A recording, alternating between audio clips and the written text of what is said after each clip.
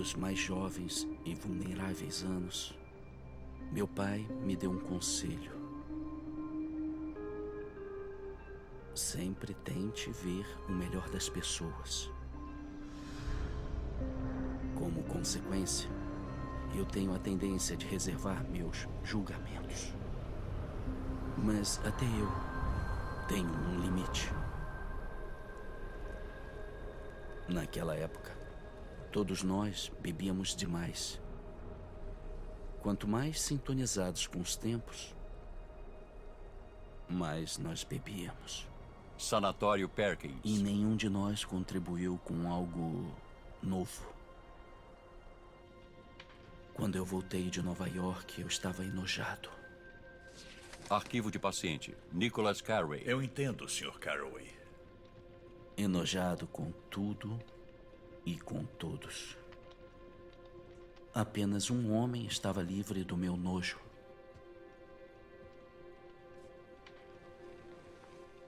Um homem? Sr. Carraway? Gatsby. Falar de um clássico é uma imensa responsabilidade. E hoje eu vou falar de um clássico que foi muito importante para mim, um dos poucos livros que me fizeram chorar. Parênteses aqui, tá? Homem só pode chorar pela arte, entendeu? Pela arte, pelos filhos. Homem não pode chorar por mulher, não. Fechando parênteses aqui. Então tá autorizado, ninguém vai me aloprar, não. Um dos livros que me fizeram chorar, um dos grandes romances da literatura universal, talvez o maior do século XX, mas disputa com outros grandes ali, não dá para afirmar. Certamente, entre os grandes da literatura norte-americana, sem sombra de dúvidas. E falar de um clássico é sempre uma responsabilidade, porque um clássico é, por definição, um clássico. Então ele é eterno, ele perdura, sabe? Ele passa as fronteiras do tempo. E permite várias leituras e por isso é um clássico. Você pode ler em vários momentos da sua vida e você encontrará ali lições que você poderá extrair e usar para sua orientação moral no mundo. E eu vou falar hoje de O Grande Gatsby. Essa aqui é uma versão de luxo da editora Geração, né? Mas publicando um clássico, cumpriu aí, honrou com o seu papel, né? O Grande Gatsby é um romance extraordinário. O personagem Gatsby é um dos personagens que, pelo menos para mim, é um dos mais emblemáticos. A figura dele traz ali coisas riquíssimas, principalmente para o comportamento masculino. Você pode extrair dele vários tipos de comportamento que você fala, caramba, isto é um homem, né? Um homem age desta forma, né? Assim como pode também fazer várias leituras que não propriamente estas, né? Essa versão aqui de luxo, porra, cara, traz algumas fotos do autor Francis Scott Key Fitzgerald, da esposa Zelda, né? Eu vou mostrar aqui, ó.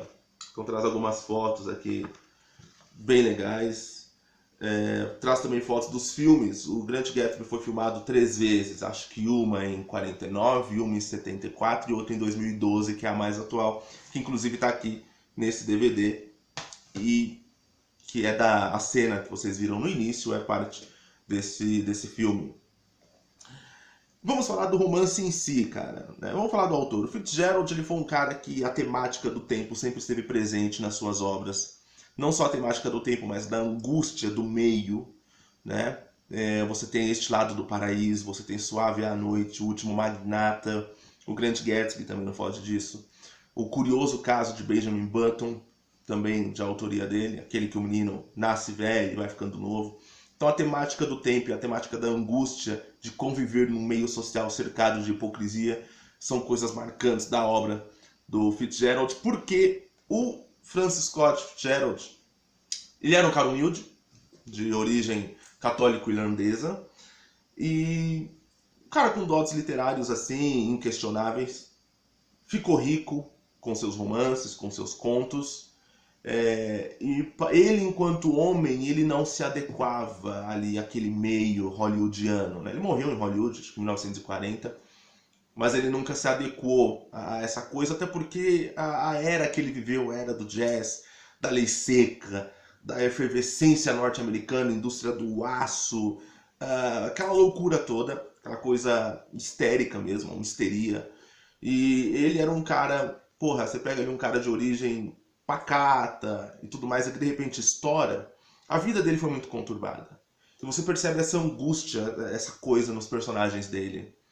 E o Gatsby, que é um dos personagens do Fitzgerald, não fica longe disso. É um homem que, de certa forma, era de um meio que não era o seu meio original, mas que subiu na vida.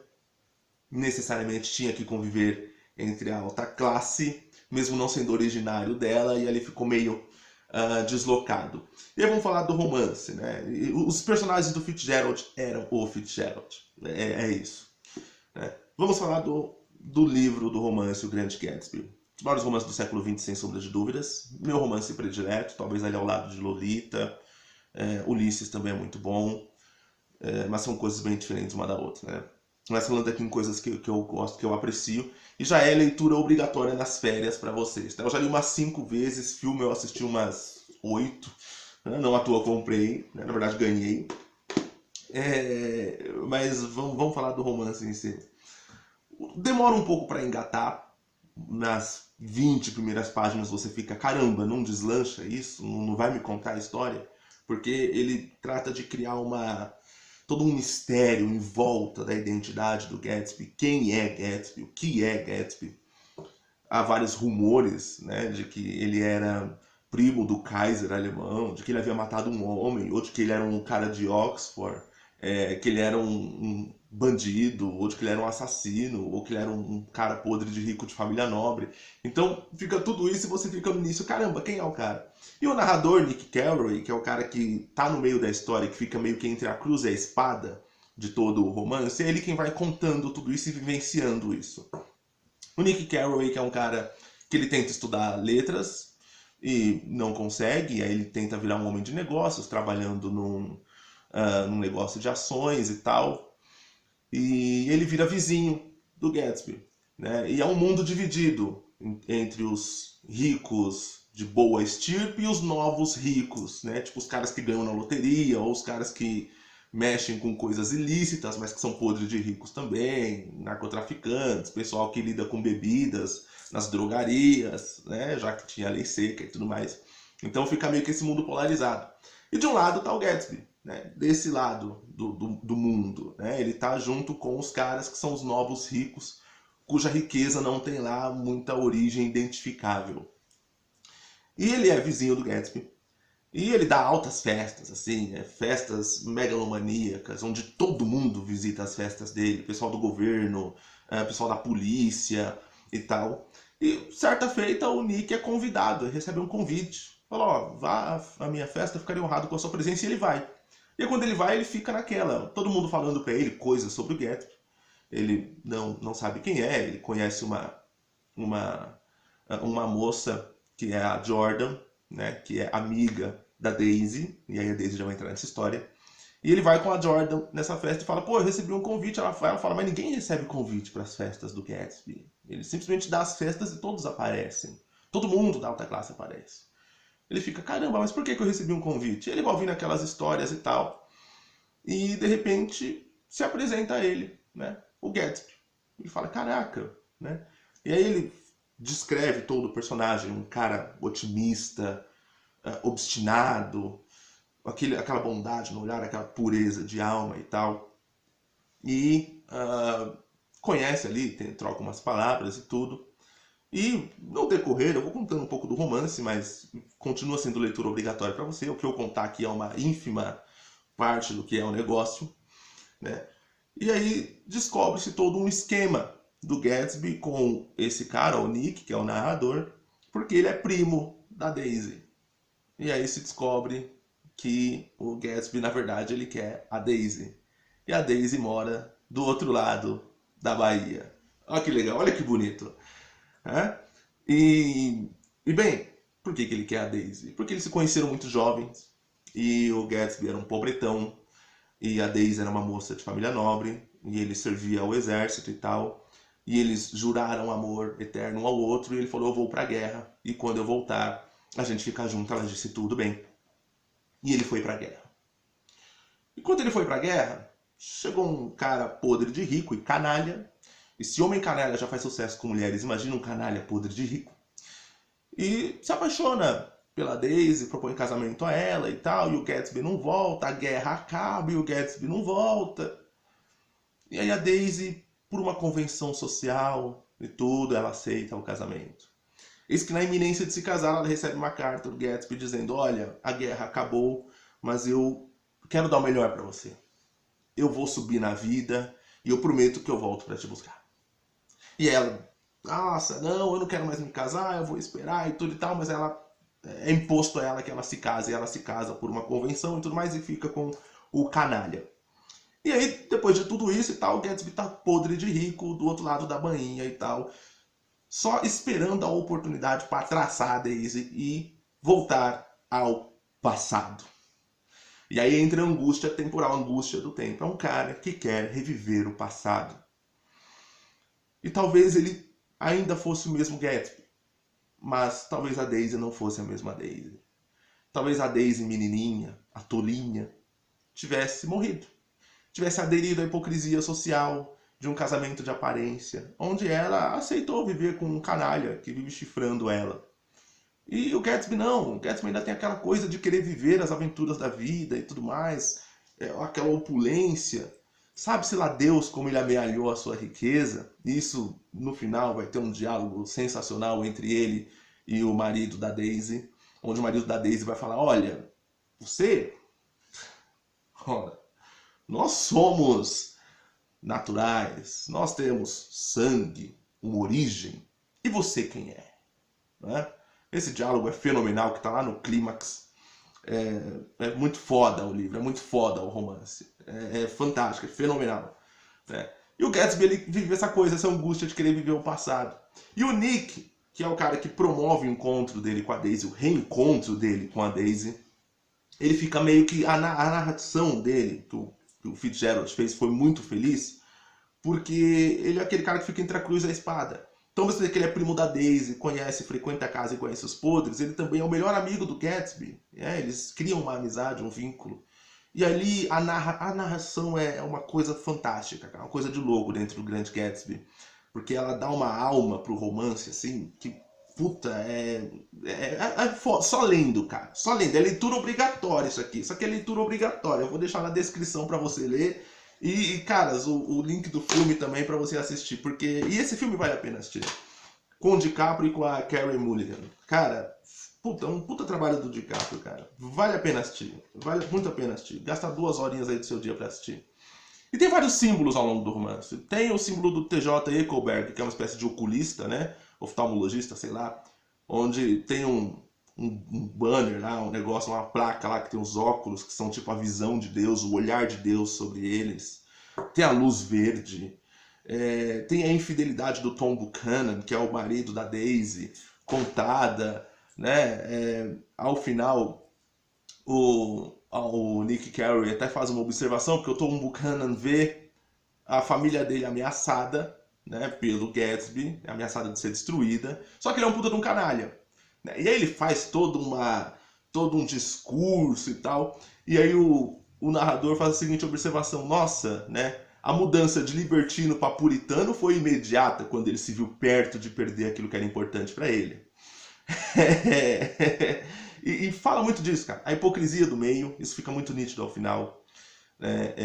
Como as pessoas aderem a certa aparência em nome da mera conveniência, a despeito da felicidade.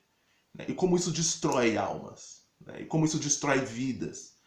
E como isso é presente na sociedade hollywoodiana da década de 20, 30. Né? E o Fitzgerald ele traz isso porque isso também me angustiava.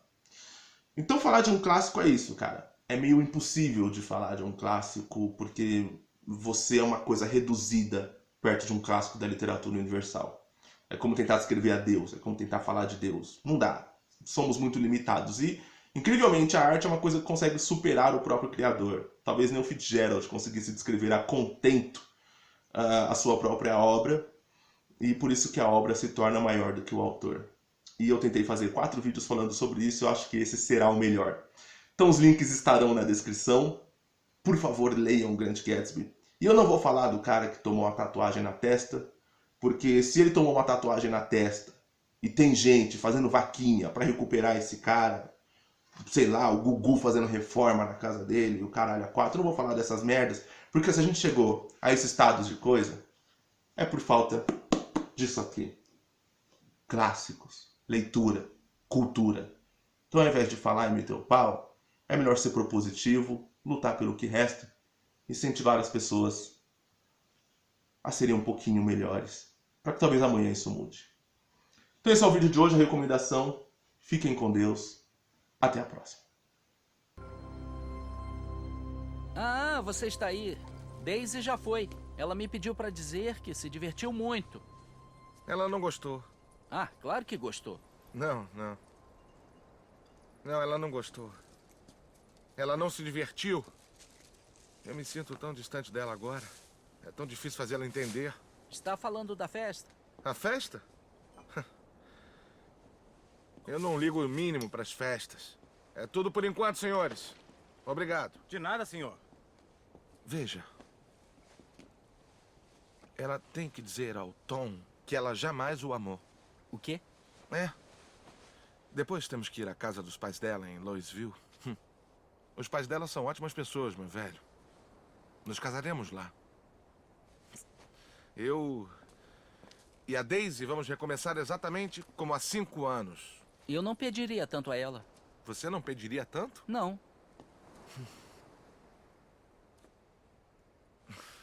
Eu peço perdão, meu velho. É tudo tão triste porque é difícil fazê-la entender. É tão difícil fazê-la entender. Eu fiz todas essas coisas pra ela. E agora ela só quer fugir. E ela até quer deixar isso. Jay, não se pode repetir o passado. Não se pode repetir o passado? Não. Ora, é claro que se pode. É claro que se pode. Veja, eu vou tornar as coisas do jeito que eram antes. Tudo tem sido tão confuso desde então. Ele falava muito sobre o passado, como se ele quisesse recuperar alguma coisa. Se eu pudesse apenas recomeçar. Se eu pudesse apenas recomeçar, acharia aquilo de novo. Uma visão de si mesmo que ele associava ao amor pela Daisy. Uma noite em Louisville, 5 anos antes, Gatsby se viu na casa de Daisy por um colossal acidente. Eu fui até a casa dela com alguns dos oficiais do Camp Taylor. Eu nunca entrei numa casa tão bonita antes. Está muito bonita, senhorita Daisy. Obrigada, oficial. Seu uniforme escondia a verdade, que ele era um jovem sem um tostão, com apenas aquela grande visão de si mesmo. Daisy, não fuja. Eu não ia fugir, mãe. Tantos oficiais bonitos aqui e de famílias tão ilustres. Eu sempre soube que eu subiria na vida.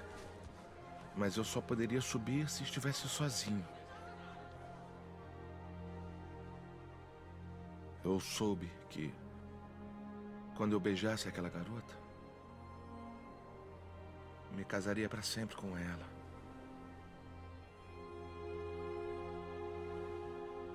Então eu parei e esperei. Eu esperei mais um momento. Ele soube que sua mente nunca mais seria livre para brincar como a mente de Deus. Que se apaixonar mudaria o destino dele para sempre. E então só me deixei levar.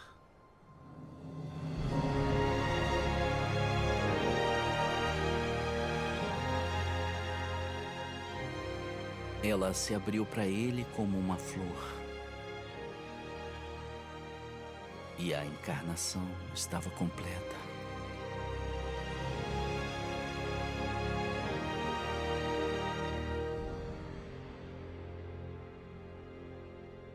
Eu sabia que seria um grande erro para um homem como eu se apaixonar. Eu só tenho 32 anos e ainda poderia ser um grande homem se eu pudesse esquecer que uma vez eu perdi Daisy. Mas minha vida, meu velho, minha vida tem que ser assim. Ela tem que seguir para o alto.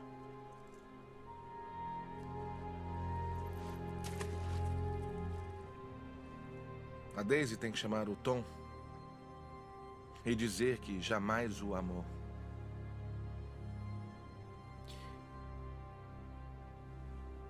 Eu só tenho que dar a ela mais tempo, meu velho.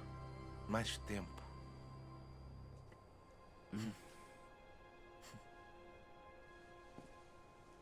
Não se preocupe, meu velho, não se preocupe. Eu posso protegê-la aqui. Boa noite, meu velho.